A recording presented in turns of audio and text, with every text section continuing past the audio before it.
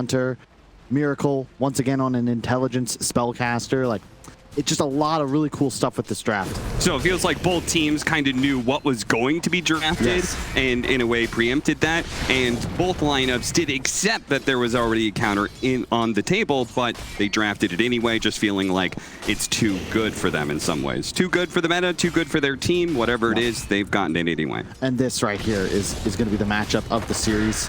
Ooh, nice Miracle fighting not just external battles, but also inside of his very self, up against the #1 MMR player in the world. And somebody who's been killing it this tournament. Nothing to say. It's definitely been my MVP anyway so far for the tournament, but this series will really actually shake up that argument quite a bit, one way or the other. Yeah, this is in some ways, I think, the highest level Dota that we're likely to see at this major, at least so far. And again, they split in the group stage. Very happy we get to see them again. Yeah, absolutely. Nigma, they did go 1-1 with LGD. Of course, they didn't manage to top out their groups. But then again, neither did LGD. And look how far they went last major, all the way to 3rd. Nigma needs to be able to do better than that. In order to get their ticket to TI, they need to be able to make it all the way into the grand finals. Yeah, not just that, you know, it's one of these teams, this is still a major. You want to win this tournament. PSG.LGD, they've been qualified for some time, but they have not let off the gas. Still look incredibly fearsome. And this draft, like the amount of preparation and just thought that went into it, demonstrates like they are no slouches right now. And they would love to be a team. I mean, really, wouldn't every team already in TI want to make sure that this Radiant lineup of Team Nigma stays out? Yes. No, that's absolutely right.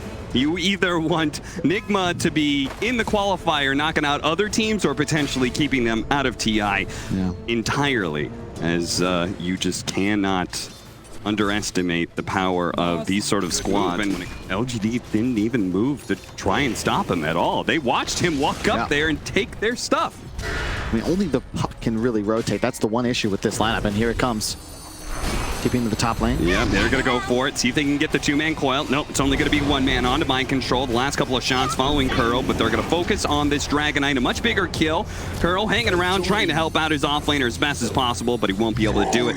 Just simply too much damage with 4 members of LGD there in the top lane. And Miracle, he's like, okay, I'll take that space and start hitting mid. Nice job. You've got to be real cautious about overstepping. Looks like they're calling for a sweep over, but I believe Faith Beyond was not spotted by that ward. He was already hidden in trees, and they're setting up right now. Nigma, they're not going to spot this one coming. Miracle going to be blown up on the spot with that Ravage, which also clipped mind control, so they might be able to catch him as well. It's going to take a long, long run, though, and I don't think that's worth it. Expect nothing to say. Yeah, he already has a queued up. Blink, Veil, hold up. They're going to jump onto Kuro here.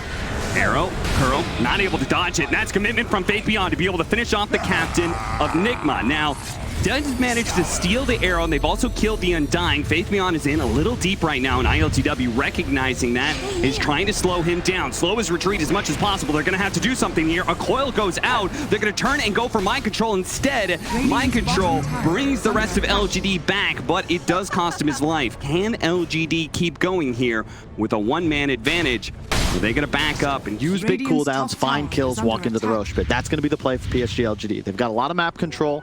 And right now, I'd say they have a pretty huge lead in this upcoming team fight. Yeah, and I think both of these items that they just picked up, hold up, Faith Beyond, they're going to poke at him here. Mind control does make the jump forward and manage to catch the Undying. They blow him up before the tombstone goes down, but at the same time, Miracle, under the assault of AME, will fall in the river. Now they manage to get the Dragon Coil onto the Dragon Knight as well with a follow-up arrow. Very nicely done. That coil is still keeping ILTW in place, and if they can keep vision of him, they should be able to run him down as well. The orb going to spot him. No hiding places here, ILTW.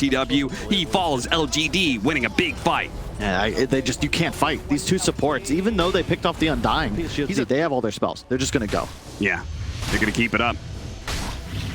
They built a 4K net worth lead off of farming and pickoffs. Now it's 7K off of a team fight. Now another team fight is going to make it even worse as Kuro jumps in and hits the Hex, but he's not going to be able to stop Miracle from dying here. Follow him into the grave. 6-15. Now an 8,000 net worth lead as PSG.LGD looks to be able to close down the map. Mind control. He needs a way out of here. Okay, the arrow is not actually going to land. Exactly. So this is why PSG.LGD historically have seen this as the answer to Spectre. The difference is when OG LGD was winning with it, that the Spectre also had a ton of stacking damage reduction, because dispersion functions that it deals damage. Well, Spectre takes the damage post-reduction, but dispersion is done pre-reduction in terms of damage output. Oh, trying to do the Manta trick to see if he can get out of the coil. Doesn't actually work. Snaps it towards the end, and now they blow the Ravage because they've got the carry of Nigma dead, and they're right in front of a tier 2 tower. Yeah, this is just incredible execution from PSG.LGD. Like, I don't want to take anything away from Team Nigma. They're a solid team, but they have been just thoroughly out-strategized thus far, and PSG.LGD have not made any mistakes. No, they certainly haven't, and they're looking to play a very clean game and pushing this tier 2. Everybody playing to the right-hand side here, nowhere near that high ground triangle area. Tidehunter being the first target for them. He's already picked up a Dagon 1. This smoke needs to work for Nigma. They managed to find the back line. Jin-Q first, missed out on the Hex though, onto the puck, and that is going to cost Kuro his life, and Jin-Q still manages to be able to jump away. Mind control in big here with the BKB. They managed to finish up the 5 position, but that's not much. They need to be able to help out Mind control, but stuck inside this coil with the Terrorblade laying, and the damage Miracle can't get out either. They started with going on Jin-Q, and Jin-Q will put the nail in the coffin for this team fight by killing Miracle and assisting in the death of ILTW as well. 4 down. And LGD, it feels like this game is... They're just so far behind in the item progression. AME is enormous. The Mirage is going to be found here. That'll be a free pickoff. Nigma, okay, maybe not so free. Nothing to say. Was setting up here, and he does manage to get here pretty damn fast. Now, they have a Tombstone here as well, so these supports, they're not going to be able to run away from this. They're going to get swept up here by LGD, jumping away. GH with the stolen phase shift blink actually survives. Yeah, I mean, my man can still play Rubik. It's just a big ask. Play safe in the back line. Well, they just get bursted down. Now with Aegis, Kuro can't get out. Kuro can't get out. He's stuck in the trees. Should have kept hiding there, Kuro. Now Mind control, looking to be able to slow down this push. Gets forced, breaking the coil. And the Tombstone out. Nigma can't even really get close to it. Once again, stealing the phase shift, but the Ravage. Really like that decision. It's just enormous amount of damage. He has a Satanic and a Daedalus since we last checked on his items. They're going to run into AME first here. Gets off the reflection to be able to slow him down. Dragon Tail first with the counter Ravage going out. It's stolen bout from G. No, he got the gush. Actually, he didn't get it. The Ravage. Oh, no. They needed that to be able to save Miracle, as even with the BKB, he's not getting out of here. Arrow going down. Jin-Q hits a BKB of Dragonite, so instead he turns to find the captain of Nigma. Kuro dies once again. 70 seconds on the 2 of them. As now Ravages, however, so you got to be a little cautious. But it is 5-1-3. ILTW coming in to the side, trying to go for the Undying first, who gets forced away. They do have the coil onto ILTW. Stolen coil out from the Rubik, but he couldn't get it off. It's nothing to say, executes him first, and Dame cleans up the rest. Beyond godlike for him as they close this game out. Very dominant game won by PSG.LGD. Are under attack. Radiant's bottom barracks. May have been a draw on the group stage, but it's looking like PSG.LGD, a little bit of time, Radiant's middle tower have really come up and found the counter to Nigma's strategy so far. One last ride in this game 1, jumping forward, mind control.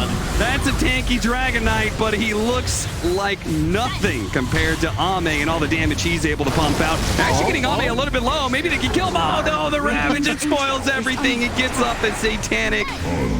They were just giving them just a glimmer of hope before it gets snatched away. Nigma, they hope to be able to make a ride through the upper bracket for an easier run into the grand finals. They're going to